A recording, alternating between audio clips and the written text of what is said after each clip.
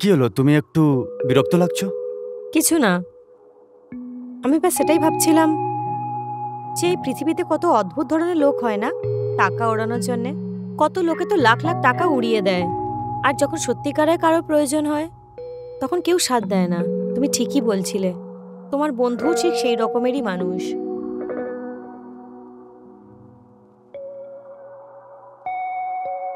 তাহলে তুমি দাদাকে আমাদের ব্যাপারে সবকিছু বলে দিয়েছো? তাহলে আমি কি করব? উনি বারবার আমাকে একই জিনিস জিজ্ঞেস করছিলেন, আর আমি ভাবলাম যে তুমি হয়তো দাদার সাথে এই ব্যাপারে কোনো কথা বলেছো। হ্যাঁ, তাই আমি বলে দিয়েছি দাদাকে সব কথা। আর এত কিছু বলার পরেও উনি শুধু মেয়েদেরই কথা বলে যাচ্ছেন। আমি তোমাকে বলেছিলাম না, ও খুব মেয়েবাজ লোক হচ্ছে, আর তুমি আমার উপরে বিশ্বাসই করছিলে না। ওনার তো কিছু চাই আসলো না।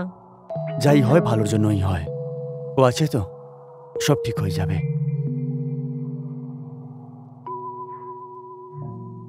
চলো ঠিক আছে, আমি একটু বাইরে গিয়ে আসছি, ঠিক আছে? সাবধানে যেও।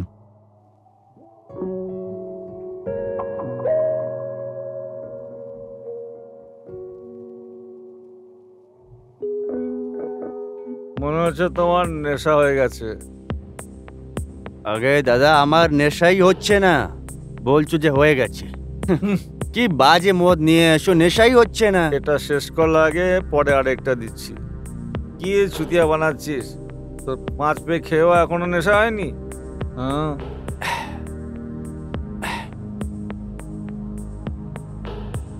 আমি কি বলছিলাম, এটাকে শেষ করেই দে না। তারপর চলো সবাই আমাদের সেই আড্ডায়। না না না না দাদা, এখন আমার বিয়ে হয়ে গেছে, এখন আর না। তুই একটা কথা বল আমায়, এই সময়টায় কি রেট চলছে? আরে চামিয়ানা যাবে কি? আস্তে আস্তে আস্তে শুনে নেবে। হ্যাঁ, আমরা দুজনে ঘরে বসে আছি, তা তো ভুলেই গেছি। এখন কি রেট চলছে? রেট দাদা, তুমি রেট জেনে কি করবে? রেট বেশি হোক কম হোক, তুমি সঙ্গে থাকলে চিন্তা করে কি হবে?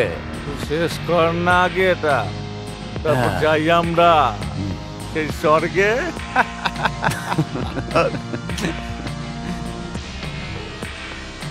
সত্যি বলবো দাদা, একেবারে গেছে তোমার সঙ্গে, তারপর কখনোই না। এদিকে দেখ, গ্রামে এমনি থাকি, শহরে যখন আসি তখন আমার যাতায়াত হয়েই থাকে। তুমি তো সবসময় মজাই করতে থাকো, তোমার কি ব্যাপার? কি করবো বল, আর আগে মদ খাবো, তারপরে কাবাব, আর তারপরে আনন্দ। একদম ঠিক, একদম ঠিক কথা বলেছ ভাই। আমার যখন উঠে যায় তখন আমার যদি চাই তো চাই। তুই শেষ কর, যাওয়া যাক। আরে বৌদিকে দেখা যাচ্ছে না কেন? ও হবে ওই ভেতরে কাজ বাজ করছে। আরে ডেকে আন না এদিকে, সারাদিন শুধু কাজ কাজ কাজ। বর্ষা, ওকেও এক পেক দে, জীবনটা এনজয় করার জন্য, এত কাজের জন্য নয়। ডাক না ওকে। হ্যাঁ, ও ডাকছি ডাকছি ডাকছি। প্রীতি। হ্যাঁ বলো। আরে বসুন না ম্যাডাম। আরে কাছে বসো। এখন আমরা খেয়ে চলেছি আর আপনি বসে আছেন, ঠিক দেখাচ্ছে না। আপনাকেও একটা নিতে হবে।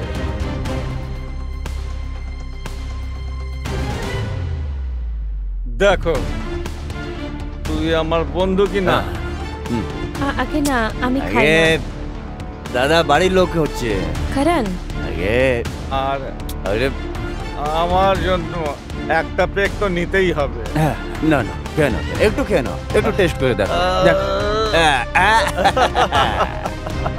আমি বৌদির জন্য ক্লাস নিয়ে এসেছি, ওনাকে আলাদা করে পেক বানিয়ে দেবো। আরে বাবা, আরে ঠিক আছে, না না না না না। এ নাও, একদম কড়া মাল। র, you know what is raw? নিয়ে না নিয়ে না। খেয়ে নাও, দারুণ লাগবে তোমার। আরে নাও না নাও না।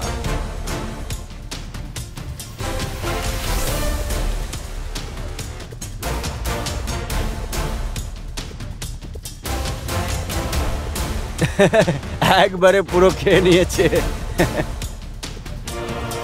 বাকিটা সবাই একসাথে শেষ করবো। আর রাহুল তুমিও হুম, দেখো, একবারেই তিনজনেই মেরে শেষ করবো। হ্যাঁ, কোথাও? ঠিক আছে, একবার চিয়ার্স কর। লাস্ট লাস্ট চলো চলো চলো।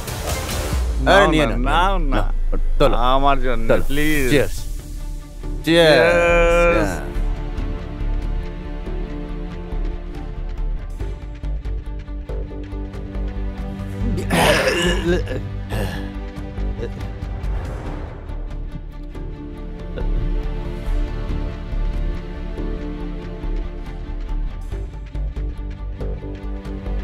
আমার এরকম লাগছে যে আমার নেশা হয়ে গেছে।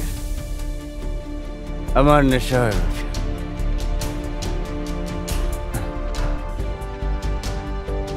আমি বৌদি, ঘুমোতে চাই। ওকে এর দিকে শুয়ে দাও। শুয়ে পড়। আমি ঘুমোতে চাই।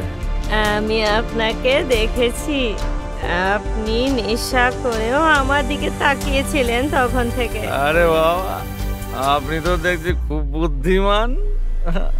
তাহলে ব্যাপারটা তুমি যখন বুঝেই গেছো, তাহলে চলো। চলো না।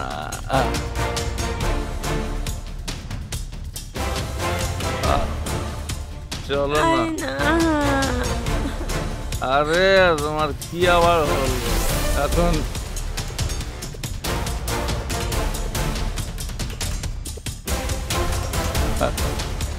আরে ওঠো না।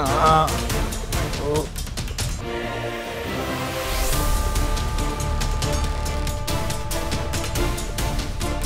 না, আমি আমার স্বামীকে ধোকা দেবো না, ছাড়ো। আরে কিছু হয় না। আর না প্লিজ। দাদা, প্লিজ না, আমি আমার স্বামীকে ধোকা দিতে পারবো না। আপনি খুবই খারাপ লোক।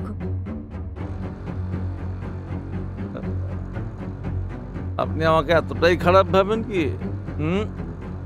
আরে আমি তো আপনাকে টেস্ট করে দেখছিলাম। একটা কথা বলবো, আপনি এই টেস্টে পাস হয়ে গেছেন। টেস্ট? কি ধরনের টেস্ট?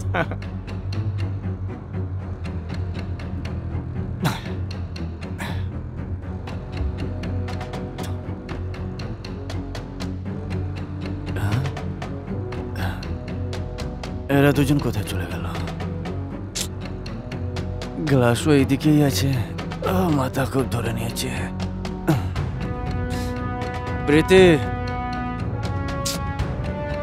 প্রীতি মনে হচ্ছে ঘুমিয়ে পড়েছে। আমাকে এখানে একা ছেড়ে ঘুমিয়ে পড়ল। দাদা কোথায় গেল? দেখি কি।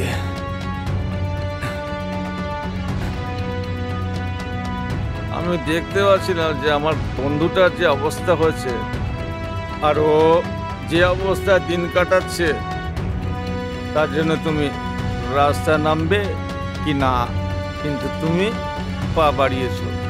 আর শোনো,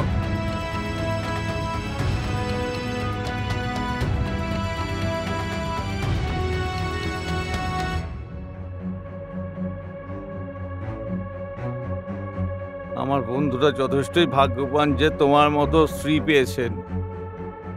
আর দুঃখ জ্বালা তো সবার জীবনেই থাকে, কিন্তু তুমি দুঃখের দিনেও ওর হাত ছাড়োনি। এই জন্য আমারও গর্ব হয়, আর আমার বন্ধুরও তোমার জন্য গর্ব হওয়া উচিত। আর শোনো, একটা কথা আরও আমি তোমাকে বলতে চাই। আমি দরজায় 3 লাখ টাকা রেখে দিয়েছি। ও যখন আসবে ওকে দিয়ে দিও, আর নিজের সংসারের অবস্থা ঠিকঠাক করে নিও, ঠিক আছে? আমি চললাম। আমি গ্রাম থেকে শুধু এই কারণেই এসেছিলাম, তোমাদেরকে দেখার জন্য। আপনারা আমার সম্বন্ধে খারাপ কিছু ভাববেন না। না না দাদা, আপনি আমাকে ক্ষমা করে দিন। হয়তো আমি তোমাকে বুঝতে ভুল করে দিয়েছি।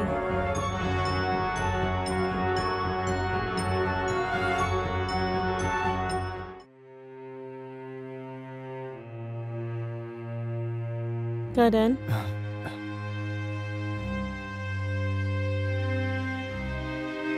দাদা চলে গেছেন। হুম, জানি আমি। তুমি কি করে জানলে? যখন তোমরা ভেতরে ছিলে আমি সব কথাগুলো শুনে নিয়েছিলাম। সত্যি বলবো প্রীতি, আজকে আমার খুব গর্ব মনে হচ্ছে যে তুমি আমার বউ হচ্ছ। আমার খারাপ সময়তে তুমি আমার সঙ্গে আছো আর সবসময় থাকবে। আর আমার বন্ধু, যাকে আমি মেয়েবাজ বলছিলাম, তুমিও ওকে ভুল মনে করছিলে। আজকেও আমাদের জন্য ঠাকুর হয়ে এসছে। কত ভুল ভাবছিলাম আমি ওর জন্য, আর কোথাও না কোথাও তোমার ব্যাপারেও। আমাকে ক্ষমা করে দিও। না করণ, তোমার কোনো ভুল নেই।